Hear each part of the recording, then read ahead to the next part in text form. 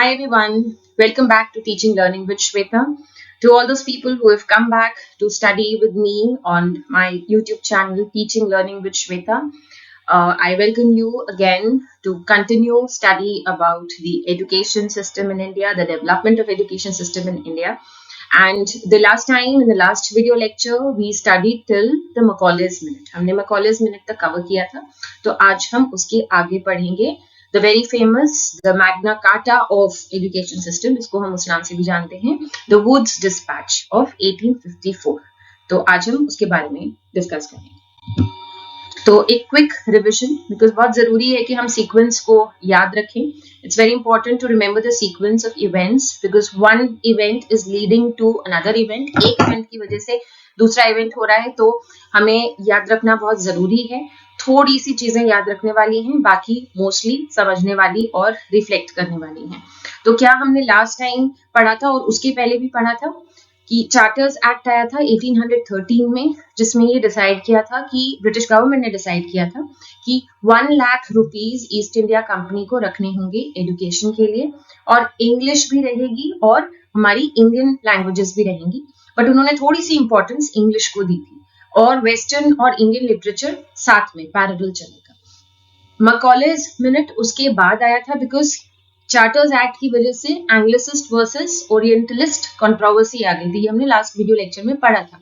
There were two groups that were formed because of the Charters Act, because Charters Act ने कुछ words use किए थे, learned natives और literature, और बताया नहीं था कि वो कौन से हैं. लर्नेड नेटिव्स में मतलब किसको मिलेगी एजुकेशन, कौन होंगे वो लर्नेड नेटिव्स, कौन है वो लर्नेड नेटिव्स, और लिटरेचर से उनका क्या मतलब था, कि वो लिटरेचर इंडियन थी कि वेस्टर्न थी. ये वर्ड्स क्लियर नहीं थे.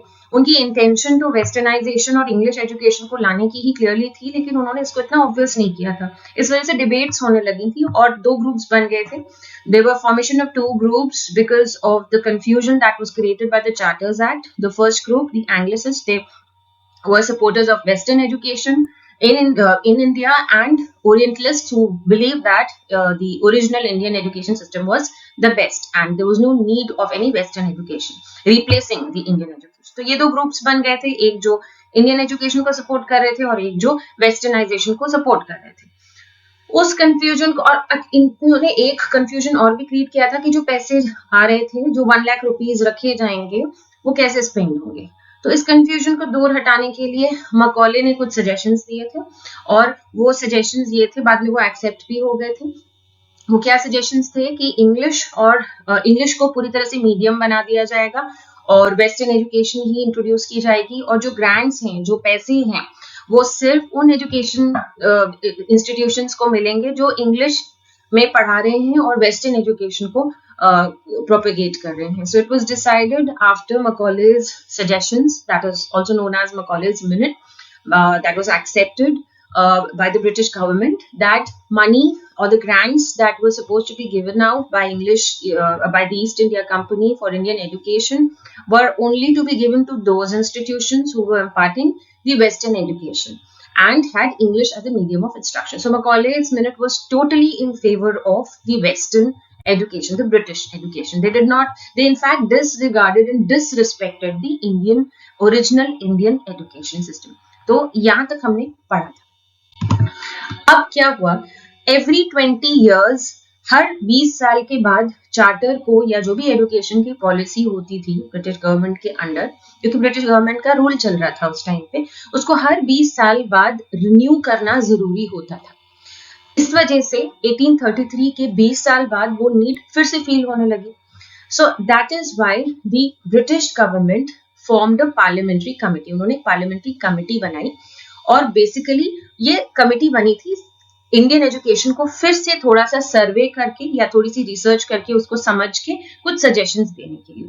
और ये जो लिखा था डिस्पैच, इसी को डिस्पैच बोलते हैं. So dispatch is basically some suggestions that were given after a committee was formed by the British Parliament, and this committee mainly had the job of surveying finding out the problems of Indian education and forming a report. And this report was basically written by John Stobart. But since the council that was formed, the board of council, उसके जो chairman थे, since the chairman of this board of council was Charles Wood, इसीलिए इस dispatch या इस write-up को कहते हैं Wood's Dispatch. तो क्या हुआ, 20 साल बाद चार्टर को रिन्यू करना पड़ा, एक पार्लियामेंट्री कमेटी बनाई, उस कमेटी ने रिसर्च किया, सर्वे स्टार्ट किया और कुछ प्रॉब्लम्स को एक डिस्पैच में और सजेशंस दिए जिसको उन्होंने डिस्पैच फॉर्म में लिखा। और उस डिस्पैच को वुड्स डिस्पैच इसलिए कहते हैं क्योंकि वो उस समय जो बोर्ड ऑफ काउंसिल थी उसके जो चेयरमैन थे वो चार्ल्स वुड थे। So this document is very important in the history of education in India. क्यों important है वो हम आगे वाली स्लाइड्स में देखेंगे। बेसिकली इसलिए क्योंकि अभी तक जो भी सजेशंस आ रहे थे चार्टर एक्ट में, मैकॉलेज मिनट में, वो बहुत थोड़े थे और बहुत वेल प्लान्ड और ऑर्गेनाइज्ड वे में नहीं थे और प्रॉपरली इंडिया की एजुकेशन की सारी प्रॉब्लम्स को, वुमेन एजुकेशन, मुस्लिम एजुकेशन, वोकेशनल एजुकेशन को अलग अलग तरीके से नहीं सीरियसली ले रहे थे। वो पहला डॉक्यूमेंट था जहां पे बहुत सारी मल्टीपल प्रॉब्लम्स को लिया गया था, अंडरटेक किया गया था। तो दिस इज कॉल्ड, इसलिए इसको मैग्ना कार्टा या बहुत इंपॉर्टेंट डॉक्यूमेंट कहा जाता है। तो ये था कि 1854 में, जब मैंने आपको पिछली स्लाइड में बताया था कि जब ये सजेशंस दिए गए थे, ये किसने दिए थे? ये चार्ल्स वुड ने उस समय का जो गवर्नर जनरल थे लॉर्ड डलहौजी, उनको दिया गया, उनको ये सजेशंस भेजे थे और फिर ये इम्प्लीमेंट हो गया था 1854 में। So what I was trying to say here, that this document is very important in the history of English education in India. Why so? Because this was the first policy that talked of various pertinent areas of education that had been previously ignored by the Charles Act or both the Charters Act, sorry, not the Charles Act, the Charters Act as well as the Macaulay's Minute. The suggestions were very elaborate and they touched many aspects like the women education, the Muslim education, the vocational education, mass education, employment. So many factors were discussed in this policy. So it was the first policy of that kind. That is why it is very important. What were the suggestions? अब हम इनके suggestions one by one पढ़ेंगे। पहली बार British government ये खुल के कहती हैं कि उनकी रिस्पॉन्सिबिलिटी है इंडिया में एजुकेशन का ध्यान रखने की। For the first time, the British government accepts that it is their responsibility to propagate and take care of the quality of education in India and also its spread. Aim क्या थे इस education की? जैसा कि वो कह रहे थे, वुड्स डिस्पैच में ये बताया कि कैरेक्टर डेवलपमेंट और मेंटल डेवलपमेंट ऑफ इंडियंस। अब कैरेक्टर डेवलपमेंट, ये वो वाला डेवलपमेंट मुझे तो नहीं लगता कि वो जो हम वैदिक एजुकेशन में पढ़ रहे थे, बुद्धिस्ट एजुकेशन ऑफ इंडिया में पढ़ रहे थे, वो वाला कैरेक्टर डेवलपमेंट होगा। थोड़ा सा ब्रिटिश गवर्नमेंट का कैरेक्टर हमेशा इंग्लिश और वेस्टर्नाइजेशन से कनेक्टेड रहा है। सो that you should keep in mind that they are talking of that kind of English kind of character development and mental development. They already had a bias that the Indians are backward, so we must remember that. But this document was very diplomatic. ये काफी diplomatically लिखा हुआ था। जैसे Macaulay का बहुत directly insulting था, ये उतना directly insulting नहीं था ये document. Medium of instruction, ये मैंने कहा ये diplomatic थे. So I have already said that this document was a little diplomatic. So here they are saying, they did not say that all the Indian languages should be finished. जैसे Macaulay ने कहा था कि बिल्कुल India की सारे schools को बंद कर दो, इंडियन सारे कॉलेजेस को बंद कर दो, ऐसा उन्होंने नहीं कहा। उन्होंने कहा ना तो इंडियन लैंग्वेजेस या इंडियन लिटरेचर को बंद करने की जरूरत है और ना इंडियन लैंग्वेज को कंप्लीटली रिप्लेस करने की जरूरत है इंग्लिश से। So they suggested, that is why Wood's dispatch is very famous for being so diplomatic. So what they suggested, that neither there is a need of closing down all educational institutions imparting Indian literature, nor there is a need to completely replace the Indian languages, the native languages, by English. उसकी जरूरत नहीं। तो उन्होंने कहा, एक तरीका जो उन्होंने निकाला कि छोटे स्कूल्स में, प्राइमरी स्कूल्स में वर्नाक्युलर लैंग्वेज, मतलब जो रीजनल लैंग्वेज है, जो मदर टंग है, जो नेटिव लैंग्वेज है, वो रहने दो। लेकिन जब सीनियर क्लासेस में जाएंगे, जब हायर एजुकेशन में जाएंगे, कॉलेजेस और यूनिवर्सिटीज में जाएंगे बच्चे, तब उनको इंग्लिश में पढ़ाई करनी होगी। तो ये सजेशन जो था वो नया था वुड्स डिस्पैच का। तो ये और भी सजेशंस हैं, आगे की स्लाइड्स में मैंने लिखे हुए हैं। इन्होंने जो एक बहुत फेमस चीज है वुड्स डिस्पैच की, that they are responsible for making it more organised. Organise मतलब जब भी हम किसी चीज में कोई अगर हमें कोई काम करना है, सपोज हमें किसी स्कूल में स्पोर्ट्स को बढ़ावा देना है, तो हम ऐसे ही जनरल कुछ भी बोलते रहे कि स्पोर्ट्स को इनकरेज करो, तो स्पोर्ट्स इनकरेज नहीं होगा। लेकिन अगर हम उसका प्रॉपर डिपार्टमेंट बना दें, उसमें लोग बैठा दें जो सिर्फ स्पोर्ट्स की एक्टिविटीज देखेंगे, तो स्पोर्ट्स इंप्रूव होगा। तो मतलब किसी भी चीज को करने के लिए उसके लिए अगर हम अलग एक डिपार्टमेंट और लोग बिठाते हैं तो वो चीज थोड़ी सी ऑर्गेनाइज्ड हो जाती है। तो पहली बार एजुकेशन की इन्होंने एक डिपार्टमेंट बनाया। So the first time they made a department of public instruction. And ये जो डिपार्टमेंट ऑफ पब्लिक इंस्ट्रक्शन था ये हर प्रोविंस में होना चाहिए इनके हिसाब से, और इसमें उन्होंने प्रॉपर लोगों को अपॉइंट किया। डेप्यूटी एजुकेशनल डायरेक्टर, उसके अंडर होंगे इंस्पेक्टर्स और डेप्यूटी इंस्पेक्टर्स। तो ये एक बहुत बड़ी चीज इन्होंने की थी, जिसको हम अच्छा भी कह सकते हैं और बुरा भी कह सकते हैं। अच्छा इसलिए कहेंगे क्योंकि ऑर्गेनाइज हो रहा है, सिस्टमेटिक हो रहा है, एक स्ट्रक्चर मिल रहा है, एक अलग से डिपार्टमेंट बन रहा है जो सिर्फ एजुकेशन को देखेगा। बुरा इसलिए क्योंकि इसमें सारे जितनी भी डेप्यूटी एजुकेशन डायरेक्टर हैं वो मोस्टली ब्रिटिशर्स होंगे या ब्रिटिशर्स के बाय ब्रिटिशर्स अपॉइंटेड लोग थे। तो थोड़ा सा बायस वेस्टर्न एजुकेशन के लिए होना दिख ही रहा था। So what I'm trying to say here is that for the first time they made a proper department of public instruction. That department of education in every province became compulsory, and for the first time there were people appointed for the purpose of keeping checks and organizing and systematizing education. So they appointed deputy educational directors, inspectors and deputy inspectors in the school, which was a good development but also a bad development at the same time, because the appointments were heavily biased. They were in favor of the British government or the Indians who were in favor of the British. So these kind of things were there. Bias was still there. But even though bias was there, systematization, organization of education was taking place. Another very important development that took place or suggestion that Woods Dispatch gave was graded schools. अभी तक कुछ clarity नहीं थी कि primary कौन सी classes हैं, secondary कौन सी है, मिडिल स्कूल क्या है, कॉलेजेस यूनिवर्सिटी क्या है, ये क्लैरिटी नहीं थी। For the first time they suggested, someone suggested the concept of graded schools की प्राइमरी होंगे, मिडिल स्कूल होगा, हायर एजुकेशन सिस्टम जिसमें कॉलेज और यूनिवर्सिटीज होंगे वो अलग अलग होंगे। So these two things were very new suggestions given by Woods Dispatch. The setting up of a department of public instruction and the concept of graded schools. मतलब जब हम एजुकेशन को ऐसे डिवाइड कर देते हैं, ग्रेड कर देते हैं कि यहाँ से इस ग्रेड तक प्राइमरी लेवल है, इस ग्रेड से इस, जैसे कि 1 to 5 प्राइमरी है, इस तरह से उन्होंने ग्रेडिंग कर दी। और एक चीज जो मैंने पहले बताई थी, इन्होंने ग्रेड करके ये भी कहा था कि इंग्लिश हायर एजुकेशन में होगी और वर्नाक्युलर लैंग्वेज जो नेटिव लैंग्वेज है, जो मदर टंग है, वो इंडियंस की जो है वो प्राइमरी में होगी। अदर सजेशंस वर, एक तो उन्होंने एजुकेशन ऑफ मासेस, मतलब एजुकेशन ऑफ मासेस का क्या मतलब होता है, स्प्रेडिंग ऑफ एजुकेशन। सबको मिलने की जब हम बात करते हैं एजुकेशन तो वो मासेस के लिए होती है एजुकेशन। जब हम सिर्फ एक ग्रुप को देते हैं तो वो मासेस के लिए नहीं होती। तो अब तक डाउनवर्ड फिल्ट्रेशन थ्योरी में तो यही कह रहे थे जब हमने पहले पढ़ा था इसके, कि एजुकेशन सिर्फ अपर क्लासेस को दे दो तो वो मासेस में अपने आप स्प्रेड हो।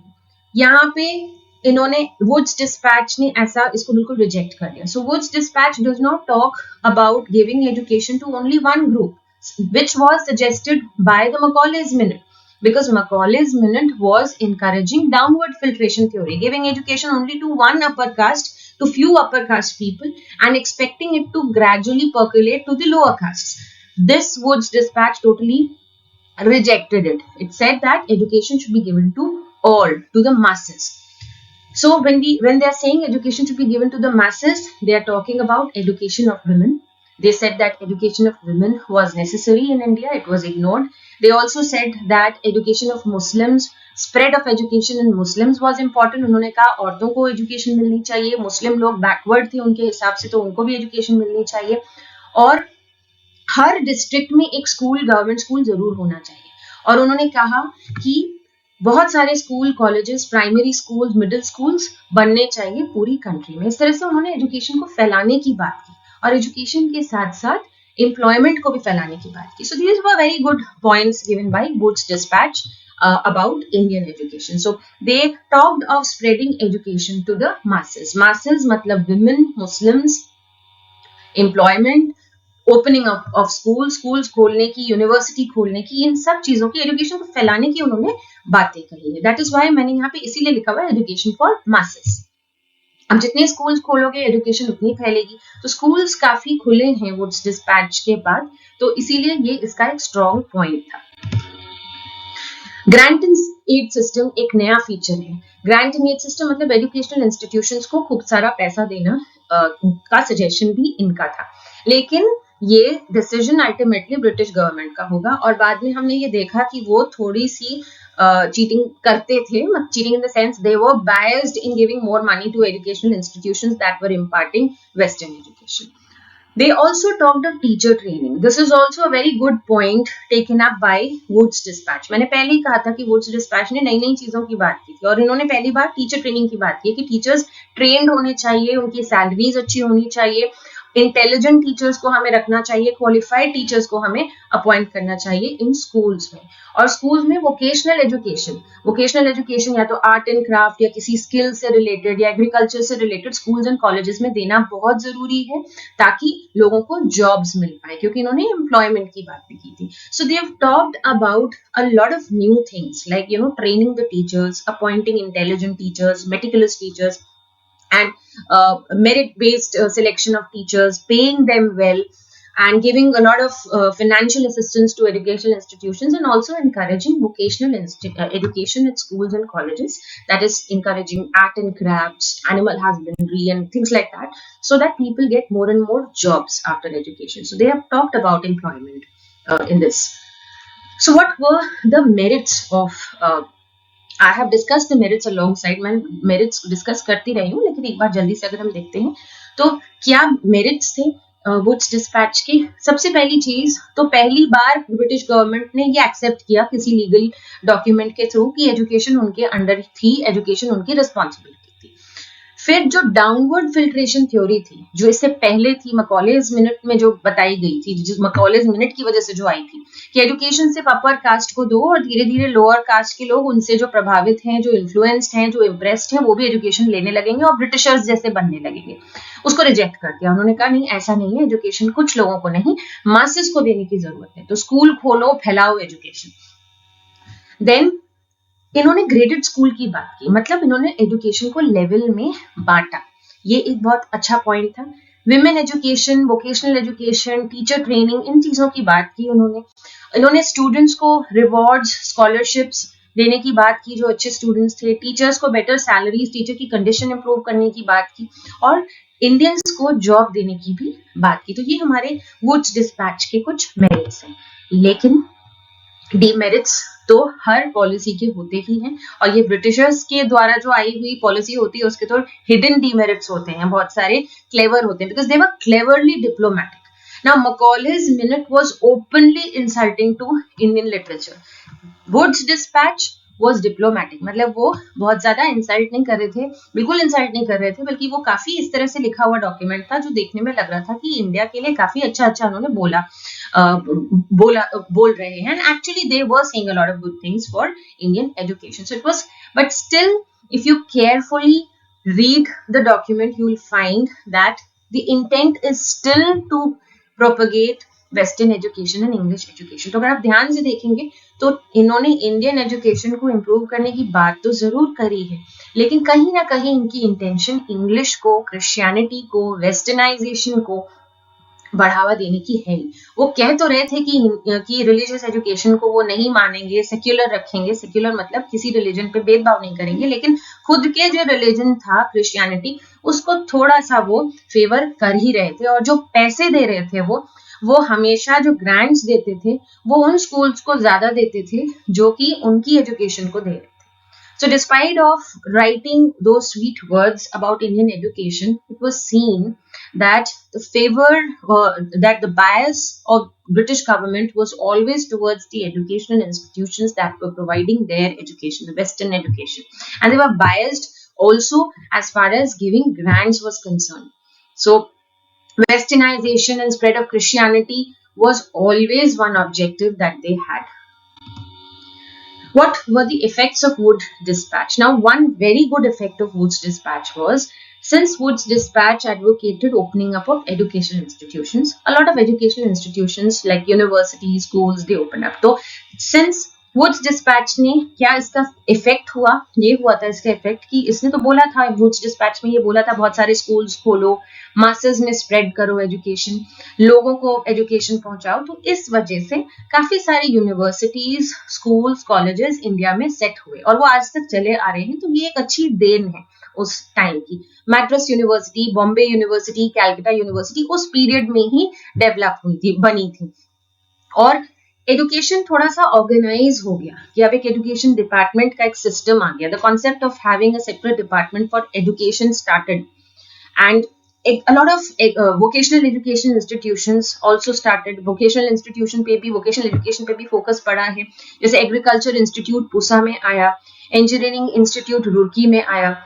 और थोड़ा सा मॉडर्नाइजेशन तो हुआ ही, लेकिन एक इफेक्ट इसका, चाहे आप इसे अच्छा बोलें या बुरा बोलें, वेस्टर्नाइजेशन। इन्होंने बोला था कि इंडियन एजुकेशन को बंद करने की जरूरत नहीं है, लेकिन फिर भी देखा गया कि ये जो इतने सारे स्कूल्स खोल रहे थे, इसमें ग्रांट्स वेस्टर्न एजुकेशन इंस्टीट्यूट्स को ही ज्यादा मिल रहे थे। तो वेस्टर्नाइजेशन थोड़ा सा इनकरेज हुआ ही है। और पहली बार प्राइवेट इंडियन एजुकेशन सिस्टम का कॉन्सेप्ट इंडिया में अब आ गया। So these were the effects of Wood's dispatch. तो वुड्स डिस्पैच में इतना ही इंपॉर्टेंट है for the education system. So आज का हमारा डिस्कशन इसी के बारे में था। अब आगे हम और कॉन्सेप्ट्स और पॉलिसीज को हम लेते रहेंगे, अंडरटेक करते रहेंगे one by one. So quick revision, Wood's dispatch जो था वो हमारा एक पार्लियामेंट्री कमेटी बनी थी, उसमें सर्वे हुआ था एजुकेशनल प्रॉब्लम्स के बारे में। And then Woods, Charles Wood उस काउंसिल के वो चेयरमैन थे, बोर्ड ऑफ काउंसिल के। और उन्होंने वैसे लिखा ये जॉन स्टुअर्ट ने था, बट उन्होंने ये डिस्पैच दिया था लॉर्ड डालहाउसी को, जो उस समय गवर्नर जनरल थे। और फिर वुड्स डिस्पैच आता है। इसमें ये सारी इन्होंने, इसमें न्यू चीजें क्या आई है, इन्होंने एजुकेशन ऑफ मासेस की बात की है कि विमेन, मुस्लिम्स और जनरल पॉपुलेशन को एजुकेशन मिले। बहुत सारे स्कूल्स, कॉलेजेस खुले, इंग्लिश और इंडियन साथ साथ चले। ग्रांट इन्होंने स्टार्ट किया, पैसे देना शुरू किया। इन्होंने स्कॉलरशिप्स की बात की, टीचर ट्रेनिंग की बात की, वोकेशनल एजुकेशन की बात की, विमेन एजुकेशन की बात की।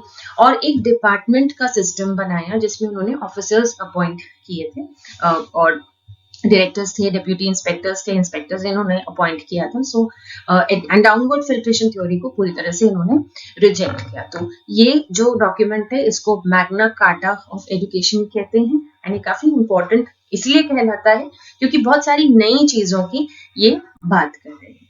तो वुड्स डिस्पैच में इतना ही हम कवर करेंगे। So stay connected for upcoming videos on development of education system of India or education in contemporary India.